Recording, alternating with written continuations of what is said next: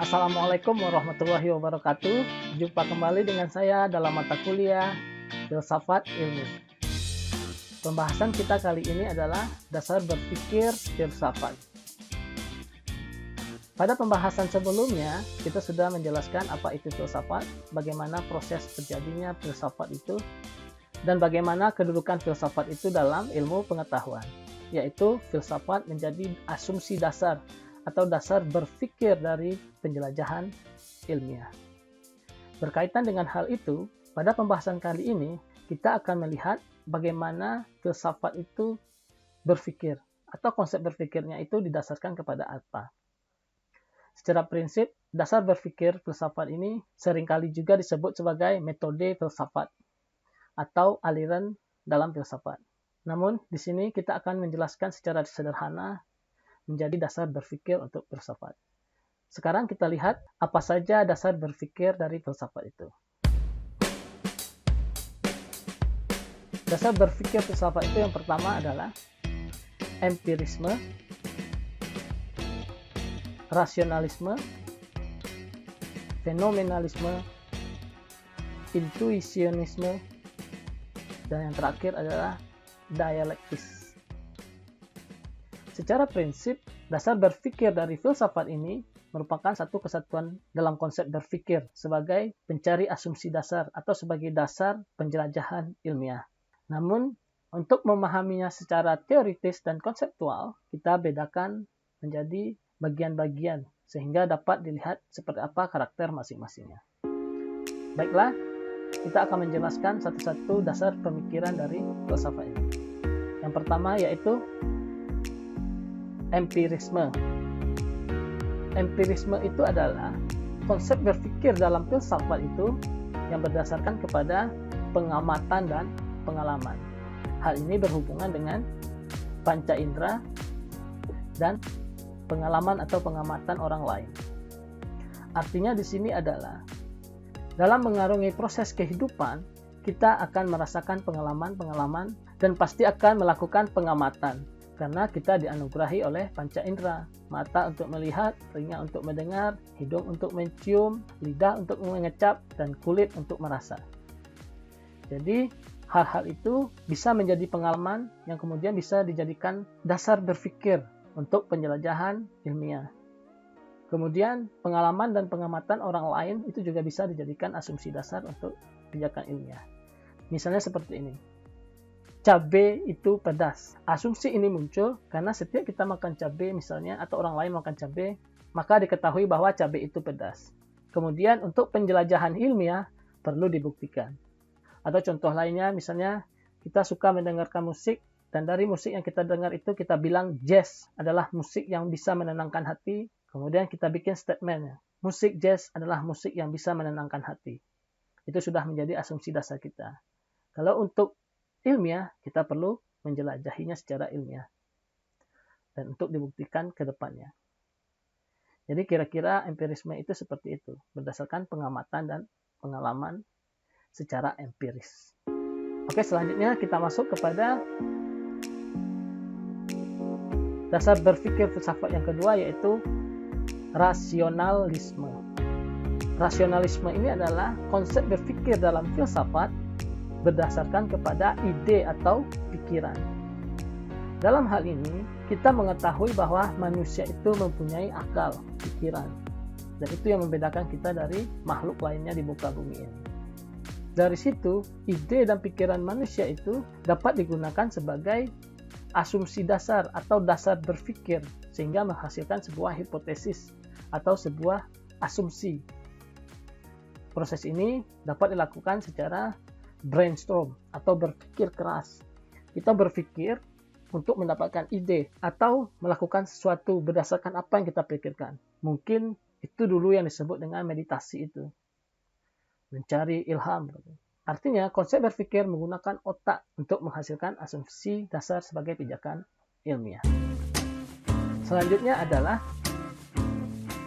fenomenalisme. Yang dimaksud dengan fenomenalisme ini adalah konsep berpikir berdasarkan kepada gejala dan keadaan realitas. Yang dimaksud dengan gejala dan keadaan realitas ini adalah yang berhubungan dengan gejala atau keadaan alam. Yang kedua yaitu gejala atau keadaan realitas dari suatu masyarakat. Sebagai contoh seperti ini. Dulu, waktu Isaac Newton menemukan teori gravitasi, itu terjadi karena waktu itu dia duduk di bawah pohon apel, kemudian apelnya jatuh menimpa dirinya. Dari situ dia bertanya, mengapa apel jatuh dari pohonnya? Atau mengapa apel itu jatuh ke bawah, ke bumi? Kemudian hal tersebut menjadi asumsi dasar untuk pijakan ilmiah. Kemudian dia terus mencarinya. Dan pada akhirnya ditemukanlah hukum dari gravitasi. Begitu juga dengan halnya teori sosial masyarakat. Misalnya seperti ini. Dalam masyarakat terjadi gejala-gejala umum seperti terdapat status sosial antara seorang dengan yang lainnya. Artinya setiap manusia itu memiliki status sosialnya masing-masing. Sehingga muncul asumsi dasar bahwa manusia itu memiliki status sosial. Kemudian hal itu menjadi hipotesis atau asumsi dasar dalam penelitian ilmiah. Kemudian dijelajahi secara ilmiah muncullah teori sosial. Jadi di bumi ini banyak sekali fenomena alam dan fenomena masyarakat ini yang dapat kita jadikan asumsi atau dasar berpikir untuk penelitian ilmiah. Oleh sebab itu, maka muncullah penelitian-penelitian sains dan penelitian-penelitian humaniora. Baiklah, dasar pemikiran filsafat selanjutnya adalah intuisionisme.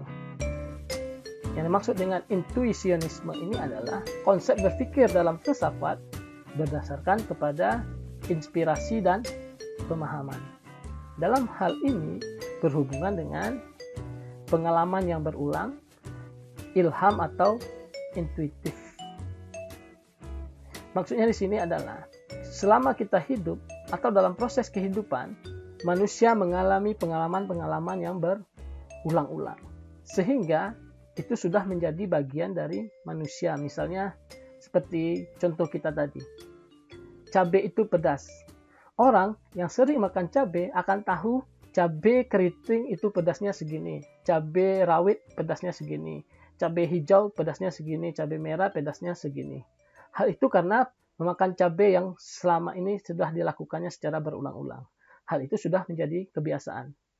Itu belum ilmiah dan belum dibuktikan, namun dia dapat menjadi asumsi dasar untuk pijakan ilmiah. Misalnya, cabai rawit adalah cabai yang paling pedas. Itu asumsi dasarnya, kemudian silakan kita cari ilmiahnya. Selanjutnya, hal-hal yang berhubungan dengan ilham. Kalau kita bicara tentang ilham, biasanya datang dari sesuatu di luar manusia. Bisa saja dari hal-hal yang bersifat gaib. Namun, secara konsep, ilham itu selalu harus bersifat dapat diproses oleh pemikiran manusia. Bisa saja karena dia hal yang berulang, bisa saja berhubungan dengan Tuhan misalnya. Dan asumsi-asumsi itu dapat menjadi dasar berpikir dari filsafat yang kemudian bisa menjadi dasar penjelajahan ilmiah. Baiklah, dasar berpikir dari filsafat selanjutnya adalah dialektis. Yang dimaksud dengan dialektis ini adalah konsep berpikir dalam filsafat berdasarkan kepada komunikasi timbal balik dan pertentangan. Maksudnya di sini adalah segala sesuatunya pasti ada asumsi, segala sesuatunya pasti ada teori. Hal ini berhubungan dengan tesis. Tesis itu lebih dekat kepada sebuah pernyataan atau teori. Kemudian ketika ada teori satu, pasti ada teori lain yang berbeda atau yang menentangnya, yang disebut dengan antitesis. Jadi, untuk lebih jelasnya, kita lihat penjelasan berikut ini. Seperti yang kita ketahui, dalam proses ilmu pengetahuan ada sebuah teori yang disebut dengan tesis. Artinya di sini adalah ada teori dalam ilmu pengetahuan. Dan satu teori dengan teori lainnya bisa menjadi tesis dan bisa menjadi antitesis. Jadi artinya ada teori satu dan kemudian ada teori yang menentangnya atau teori yang cukup berbeda atau sama. Kemudian terjadi proses dialektis antara kedua teori itu kepada tesis itu. Kemudian terjadi penggabungan atau muncullah konsep baru dari situ yang disebut dengan tesis. Yang hasil dari sintesis itu menjadi teori baru atau new thesis. Kemudian pasti akan ada antitesis lainnya. Kemudian terjadi lagi pencampuran atau penggabungan dan munculkan sintesis baru yang kemudian menjadi tesis baru. Yang kemudian pasti ada antitesisnya lagi. Dan itu terjadi secara terus-menerus. Itulah sebabnya mengapa tidak ada yang absolut dalam ilmu pengetahuan. Kebenaran ilmu pengetahuan sebatas pada saat dia bisa dibuktikan dan bisa dijelaskan. Dan menunggu kepada teori lain yang bisa menjelaskan atau mematahkan teori yang sudah ada. Akhirnya terjadi proses dialektika secara terus-menerus dalam perkembangan ilmu pengetahuan. Dan jika dia menemukan titik hambat atau terbentur antitesisnya, kemudian dia akan menemukan absolute idea. Dan biasanya itu sudah menjadi hukum. Misalnya hukum gravitasi, hukum kekekalan energi, dan segala macam. Itu kenapa dia sudah menjadi hukum, dulunya adalah teori, kemudian ada antitesisnya, kemudian terjadi sintesis baru, kemudian sampai akhirnya dia tidak bisa dibantah lagi. Sehingga dia sudah menjadi absolute idea, artinya sudah mentok idenya. Kalau seandainya masih bisa dilawan atau dicarikan pembenaran-pembenaran teorinya, maka dia akan tetap menjadi sebuah teori dan akan terjadi dialektis secara terus-menerus. Jadi paham ya? Jadi kesimpulannya, semua dasar berpikir dari filsafat ini adalah hal-hal konsep dasar untuk filsafat memulai asumsi dasar atau hipotesis atau premis awal untuk melakukan penjelajahan ilmiah. Dan secara konseptual dan proses terjadinya itu adalah semuanya terjadi dalam satu kesatuan. Namun yang saya jelaskan ini adalah berhubungan dengan konsepnya sehingga dapat nampak karakternya di mana gitu. Semua ini adalah dasar berpikir dalam filsafat yang kemudian dapat dijadikan sebagai dasar pemikiran akademis. Artinya, filsafat itu adalah konsep berpikir, kemudian filsafat menjadi dasar dari penelitian ilmiah yang kemudian akan diteliti lebih lanjut sehingga dia menjadi ilmu pengetahuan. Baiklah, secara sederhana saya simpulkan bahwa filsafat itu merupakan dasar pemikiran ilmiah yang bersumber secara empiris dari pengalaman dan pengamatan, yang bersumber dari rasionalisme, pemikiran, dan ide, yang bersumber dari intuisi atau pengalaman yang berulang atau ilham, yang bersumber dari dialektis yang selalu bergejolak tesis dan antitesisnya, kemudian ada juga berdasarkan kepada fenomena yang ada di alam dan masyarakat. Oke, cukup itu saja dasar untuk kalian belajar di rumah.